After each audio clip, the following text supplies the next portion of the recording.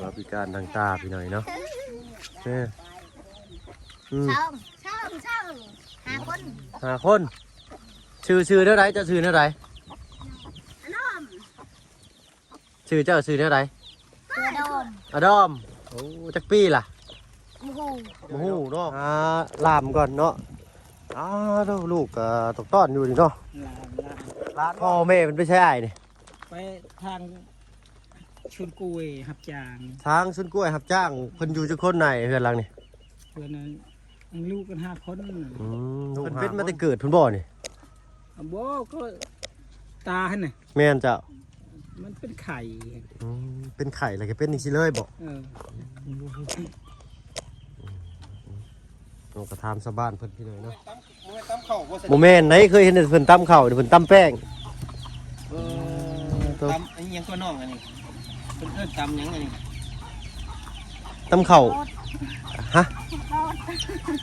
ตำแป้งนะประมาณว่าแป้งข้าวเหนียวข้าวเจ้านะที่บ้านเนาะเห็ดเมื่อก่อนเห็ดข้าวเห็ดขนมมกเลยคือว่าตำข้าวนี่ไปจักมันตำมุนเด้แม่นเพิ่นตำข้าวเห็ดแป้งได้กำลังเฮ็ดขนมบ่ให้ลูกเพิ่นตำเฮ็ดข้าวนิดหน่อยนี่ใช้เฮือนเจ้าอยู่ในพุ่นเนาะหลังนั่นบ่ทางขึ้นนั่นบ่เผื่อได้บ้านเนาะครั้งแรกเนาะเอาเบิ่งเพิ่นอีกก่อนพี่เลยเนาะทั้งไก่ทั้งกาญาติอยู่มันบ่เหนียวบ่น้องนะมันบ่เหนียวโพดบ่ให้ลูกกิน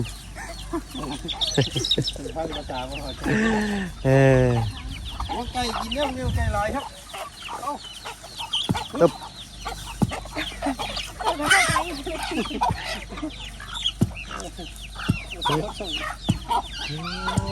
หน่อยเนาะบ้านยังไงเพิ่นเอิ้นอันนี้มันอ่ะเพิ่นเอิ้นบ้านยังไงนี่บ้านห่อเพิ่นดูพี่เพิ่นบ่ได้ย่ำพี่น้อยเนาะเพิ่นตำให้ลูกเพิ่นเหมือนกันจ้ะโอ้เปล่าบ่ใส่น้ำส่งเลยเนาะโอ้ยได้ป้าลุงเบิ่งก็บ่ได้พี่เนาะเข้ามาสำรวจหมู่บ้านใหม่กับลุงเพิ่นว่าซั่นซะเอากลับทักทายเด้อพี่น้องเด้อเนาะกลับทักทายสบายดีผู้ใหญ่ใจดีแล้วก็FCเบิร์ดทุกท่านนี่เช่นเคยพี่น้อยเนาะบ่จักเป็ดบ่จักไก่แซวอยู่เนาะวิวหมู่บ้านเพิ่นงามติดสายน้ำผ่านอีกหมู่บ้านนึงได้นี่ก็ได้เนาะห่อคือกันพี่น้อยเนาะห่อในอันนี้ห่อนอกเอาปลาใส่ส่งคนดูหันเนาะอันนี้ได้จะเฮือนไปอันนั้นเนาะจักกระจับบ่เป็นเห็ดยังได้อยู่หันเนาะเบิ่งกันเด้อพี่น้อยเนาะพาไปลูกไปเบิ่งกันเนาะผ่านมาเป็นหลายเถื่อพี่น้อยเนาะแต่ก็บ่ได้แวะได้อันนี้ได้จบหัวบักดำมันคือโหดแท้นะเนาะต้นไห้แม่นบ่ลุงว่านี่แหละต้นไห้ได้เนี่ยต้นไห้ใหญ่เลยเนาะผ่านมาแต่ละเถื่อก็จะเห็นชาวบ้านเพิ่นอยู่ในชายน้ำแห่งนี้พี่น้อยเนาะเพิ่งอาบเพิ่งใช้อยู่นี่บ้านห่อด้วยอยู่ในน่ะห่ออยู่นี่ห่อซื่อบ้านห่อซื่อด้วยนี่เป็นแบบหน้าเนาะด้วยยามนี้ยามคืออยากบกเลยพี่น้องเนาะเพิ่นคือบ่เฮ็ดเป็นภายกั้นเนาะภายกั้นน้ำล้นนี่ว่ายืนยิงเกือกเช้าไปเห็นแล้วบ่จักกินเนาะเนาะเห็นยังนี่หัวลายหางโตก็มีบาดนี่เบิ่งคักแท้ชิมูกก็บ่ออกจักเนาะผู้หญิงไงฮะแคมขายนี่พี่น้องเนาะเพิ่นเฮ็ดแคมขายตัวบ้านเป็นแตกตื่นแล้วนี่ไปเฮากันไปต่อก่อนเนาะเขามาสำรวจเบิ่งกระชื่อพี่หน่อยเนาะเป็นหมู่บ้านที่เพิ่นก็เพราะว่าปักนั้นมีถูกพี่น้องมั้ยเอาไปก่อนบาดนี้เนาะโอ้ยแซวบุกหลาบ่ใส่ส่งเอาพี่หน่อยเนาะเอาขึ้นมาพี่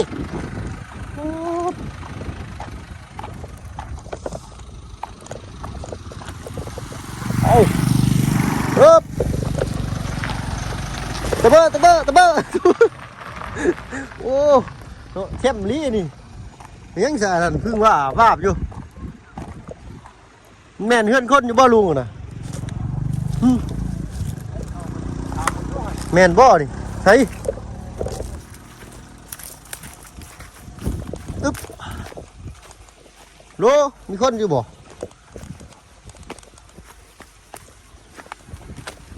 ใส่ใส่เจ้าของเฮือนเพิ่นอยู่ใส่ล่ะ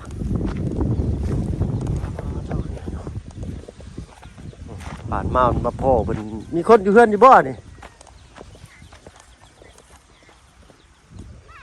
ใส่เอากล้าเพื่อนเจ้าบ่แม่นโอ้โหงัวเราตัวพี่ลิพี่ไหนเนาะใช้ใช้บาทดิ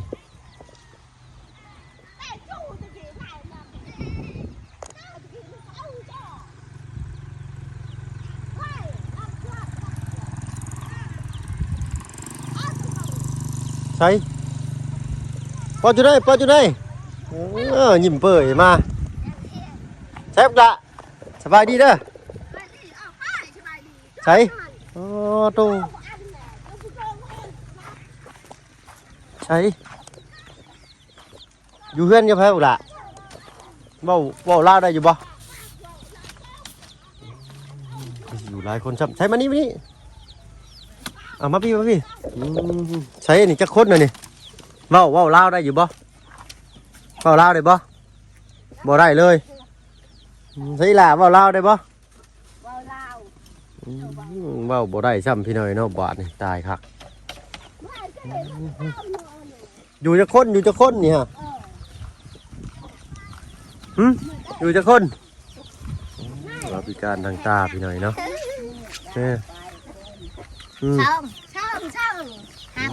ห้าคนชื่อเท่าไรเจ้าชื่อเท่าไรชื่อเจ้าชื่อเท่าไรอดอมโอ้จักปีล่ะมหูเนาะพ่อแม่ไปใช้เบิดนี่พ่อแม่พ่อไทยฮะไปใช้เพิ่นไปใช้ไปเฮ็ดเวียกบ่ไปให้บ่เพิ่นอยู่จักคนก่อนเนี่ยจักคนเพิ่นอยู่ใช่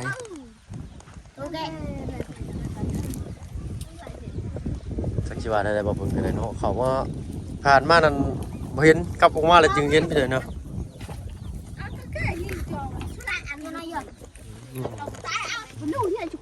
เซลอยู่นี่เนาะนี่ใช้ละบาทนี่เบิ่งกันเด้อหาขนมมาให้กันเด้อบาทนี่เด้อเนาะโอ้ยหลายกระดอกพี่หน่อยเนาะเอ้าสิพ่อกันอยู่พ่อละบาทนี่เบิ่งก่อนพี่หน่อยเนาะหาลามก่อนเนาะลูกตกต้อนอยู่นี่เนาะหลานบ่ป้าไว้อยู่เพื่อนก่อนฝากก่อนโดยใส่ปากหลามมานี่มาดอมมานี่ดอมมาน้อมเอาตะกี้มาน้อมเลยเนาะพ่อแม่มันไปใช้ไอ้นี่ไปทางชุนกุยหับจางทางชุนกุยหับจ้างเพิ่นอยู่จักคนไหนเพื่อนหลังนี่เพื่อนนั้นลูกกัน5 คนลูก5 คน7 คนพอดี7 คนพอดีนอนในนี่เบิดเลยบ่นี่ยังเพิ่นนอนกันอยู่นี่เบิดเลยบ่7 คนน่ะนอนอยู่นี่นอนใส่เฮือนมันเลยนี่โดยเพิ่นเป็นมาแต่เกิดเพิ่นบ่นี่บ่ก็ตาหั่นน่ะแม่นเจ้าไงฉันได้ฉันประมาณ 2-3 ปีบ่ฉันนั้นเกิดแล้วก็เกิดอุบัติเหตุบ่หรือใดมันเป็นไข่เป็นไข่แล้วก็เป็นนี่สิเลยบ่เราก็ถามชาวบ้านเพิ่นพี่หน่อยเนาะก็เอาตึกดงจักโมงพ่อแม่เพิ่นมาไอ้3 โมงพุ่นแหละ3 โมง 4 โมงพุ่นเนาะอันนั้นเนาะคือได้เนาะโดยโอ้อ้ายเพิ่นก็ใจดีพี่หน่อยเนาะมันเป็นลาบให้ว่าซั่นซะเขามารอบนี้เขามาด้วยที่แบบว่าเขามา1 ครอบครัวพี่หน่อยเนาะอยู่ในบ้านเอาห่อในก็บ่ได้เตรียมยังมาเพราะว่ามา มาแบบว่ามามีเป้าหมายอยู่แล้วนะเนาะทางลุงจันทร์เป็นเก่ามาแต่พาน้องว่าพ่อเพิ่นย้ายมาอยู่แต่ดนละบ่ายนี่ อ๋อบ่ฮอดเดือนหนึงเลยชาวปลายมือ ชาวปลายมือหนึ่งเนาะเพิ่นไปให้ใกล้บ่พ่อกับแม่เพิ่นอันนี้เพิ่นเว้าลาวบ่ได้เลยติตกใจเนาะลูก7ลูก5คนพ่อแม่อีกเป็น7เนาะเอาก็ตามภาพบรรยายพี่หน่อยเนาะบ้านยังไงเพิ่นเอิ้นอันนี้ บ้านเฮานะบ้านอาหอเนาะเข้าไปข้างในอีกก็เป็นบ้านอาหออีกเนาะ อืม โดยโอ้ยเอาพี่หน่อยเนาะใช้น้องเราไปใช้เบิดเลยนี่ ป้าเจ้าตะกี้ ใช้อีละขึ้นไปอยู่เทิงขึ้นดู เธอหน่อย แม่นบ่นี่บ่นี่2 4 5บ่ ผมมันแล้วนี่ ผมเป็นอีกขี้นี่ แต่ละคนอีละนี่ก็เว้าลาวบ่ได้บ่ล่ะ บ่ได้ ตายคักพี่หน่อยเนาะผู้นี้ลูกกกนี่ก็ร้องมาอีกเนาะย้ำมาใกล้ๆก็ได้ล่ะย้ำมาพี่เอาเนาะเชื่อ เข้ามาแบบว่าอันนั้นซื่อๆพี่หน่อยเนาะเอาทอคลิปนี้มีประโยชน์เนาะมีสาระหรือใดๆถ้าบ่เพิ่งผิดพลาดประการใดก็กราบขอโทษขออภัยพี่หน่อยถ้าเฮาก็เข้ามาแบบเร่งรีบเนาะนี่ก็3 โมง 4 โมงแหละมีแต่สิฟ้าวออกไปพี่หน่อยเนาะรอบหน้ารอบในเนาะจังได๋ก็คอมเมนต์กันเข้ามาพี่หน่อยเนาะผ่านมารอบก่อนบ่เห็นเพิ่นนักกระช่างได้20กว่ามื้อไว้ช่างได้20กว่ามื้อว่าซั่นซะบัดน้องนุ่งเพิ่นพากันกินข้าวได้ใช่นี่ กินอยู่นี่เลยอะ ให้เพิ่นใกล้บ่อะ ให้เข้าใกล้เลย โอ้ยน้องเผื่อสิย่างมาฮอด ทีหลักแล้ว 4 ลัก อืม อันนี้บ่แม่นลูกเพิ่นบ่ บ่แม่น เอาทรงผมคือกันพี่หน่อยเนาะแต่ผู้นี้ผู้เป็นอ้ายลองมานี่บ่มีหยังมาหากว่าเอาขนมจักชื่อน้องๆเพิ่นอยู่บ่ ตัวนี้บ่ โดย เท้าน้อม เท่าน้อมผู้นั้นได้ซะจ้ะ นางน้อย เท่าน้อมนางน้อยแล้วก็ผู้นึงผู้เสื้อขาว จอย เท่าน้อมนางน้อยนางจ้อย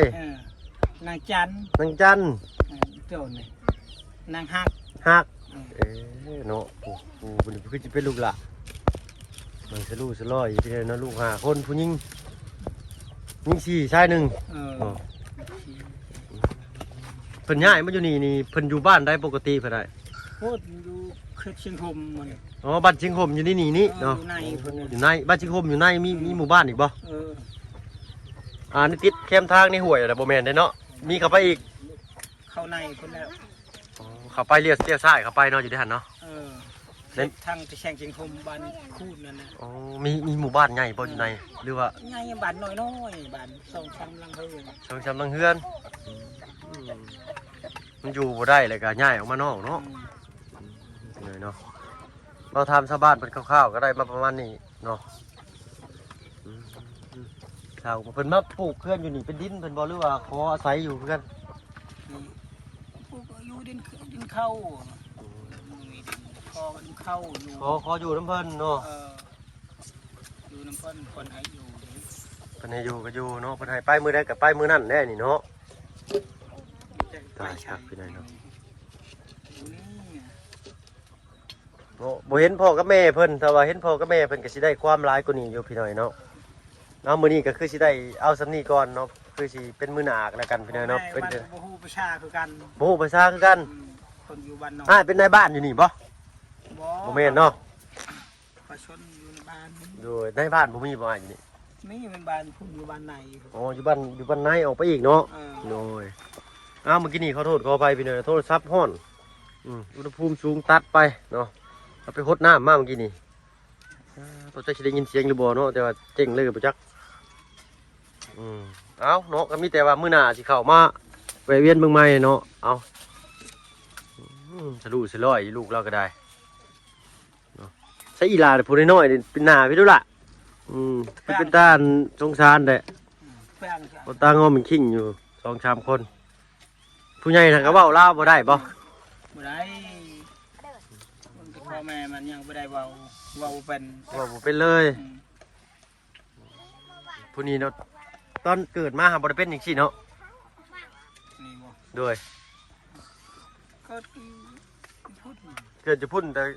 เกิดมาแล้วเป็นจังซี่เลยบ่รู้ว่าตั้งเป็นนี่มาแต่เกิด ตามันบ่ แม่นจ้ะ มันเป็นไข่ เป็นไข่เลยก็เป็นจังซี่เนาะจากลูกจังพี่น้อยเนาะคอมเมนต์มาบอกได้พี่น้อยเนาะ บางก็หัวมันร่อนผมมันร่อน บ่เป็นเพิ่นเป็นมะเร็งบ่พี่น้อยเนาะ แมลง จังว่าแหละเนาะแต่ทั้งอันเห็นในโทรทัศน์ว่ามะเร็งนี่ผมสิบ่มีผมสิร่วงพี่น้อยเนาะ มันร่อนนะ เพิ่นอายุนี่จักสิประมาณจักปีแล้วนี่เนาะ ได้13 ปี จะหนึ่งมือ 13ปีเพิ่นนักทานอาหารบ่พอ เอาที่ไหนคือใช่ แล้วกันไปเลยเนาะสภาพมันยายเอาเองเด้อพี่น้องเด้อ นั่นชักไหนชานมชักทางไหนฉัน สักแบดบ่นะนะ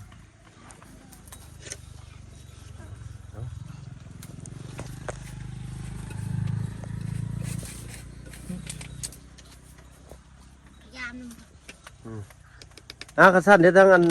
อ้ายสิออกไปก่อนเด้อมื้อหน้ามื้อในสิเข้ามาแวะมาเวียนใหม่เนาะบอกเพิ่นได้อ้ายว่าสิเข้ามาใหม่เนาะไปกันเด้อเนาะสบายดีเป็นบ่สบายดีด้วยไปดี ลูก กินไปยัน สบายดีจ้ะ ขอบใจตลาดไม่ดี อ้าวพี่น้อยเนาะกะทั้งน้องเพิ่นก็บ่ได้เป็นเว้าลาวเพิ่นน้องเพิ่นอาจสิบ่เข้าใจเนาะเอาปานหน้าปานในสิเข้ามาใหม่เด้อเนาะมื้อนี้สำนี้ก่อนพี่น้อยเนาะฮ้อนหลายโทรศัพท์บ่พึ่งบ่ไหวล่ะเนาะไปแล้วเนาะไปพี่น้อยเนาะโอ้ยอากาศฮ้อนหลายมื้อนี้ก็ได้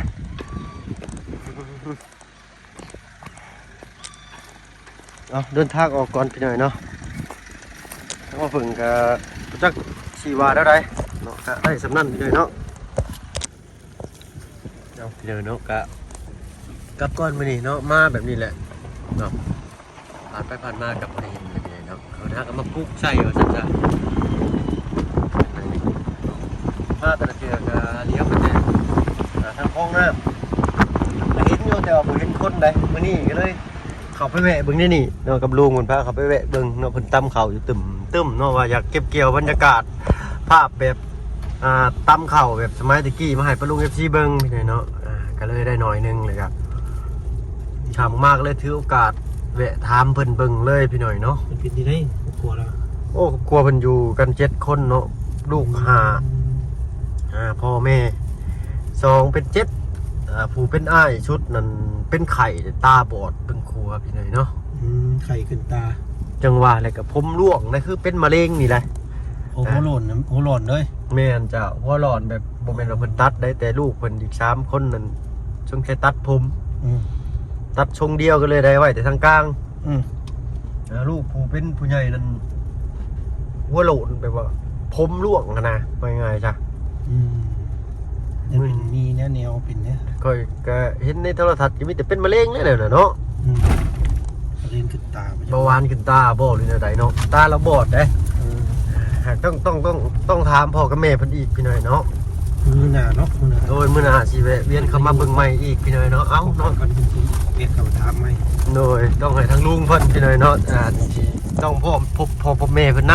ำแต่เพิ่นว่าพ่อกับแม่เพิ่นก็ว่าลาวบ่ได้เด้สิยากอยู่พี่น้อยเนาะต้องมีคนแปลอีกบาดนี้ ลา เนาะ บได้มานะ โดยแล้วก็มีอีกหมู่บ้านหนึงเพิ่นว่าเขาไปนั่นหมู่บ้านเชียงชุม เชียงชุ่มไปทางไหน เชียงชุมในบ้านเด้เดี๋ยวซ้ายเข้าไปที่เฮาว่าสิเอาโดรนบินขึ้นน่ะเด้มีหมู่บ้านอยู่3-4หลังเพิ่นว่าหลังน้อยๆอันนี้ก็ย้ายออกมาแต่พุ่นแหละเดี๋ยวลูกมันเป็นลูกของชิเลยชาวบ้านไล่ออกมาไปจังเนาะนี่เนาะได้เนาะก็คิดไปเองแหละพี่น้อยเนาะก็บ่ได้เด้คนเฮาเอาลูกจะเป็นชั้นเป็นซี่เพราะว่าเอาออกไปปลูกเพื่อนอยู่บนไม้เด้อสินะ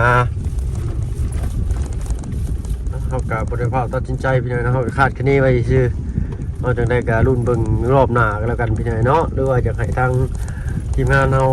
เข้าไปเบิ่งเนาะหรืออะไรก็คอมเมนต์มาบอกพี่น้อยเนาะถ้าว่าเห็นคลิปนี้มีสาระหรือว่าสาระน่าฮู้ใดๆเนาะหรือว่าผิดพลาดประการใดก็ขอโทษขออภัยหลายๆคอมเมนต์มาพี่น้อยเนาะโมเมนต์นี่บ่โอ้โมเมนต์เนาะมันยิงเบิดอันนี้เนาะเผามันหาอยู่หากินมาแต่ให้แต่ชวน เอาทางเราก็สิขอตัวลำลาก่อนแล้วจ้ะพี่น้องเนาะเดินทางออกก่อนสิครับสิมืดแล้วพบพรคลิปหน้าเด้อเนาะสำหรับคลิปนี้ไปแล้วพี่น้องสบายดีเจ้า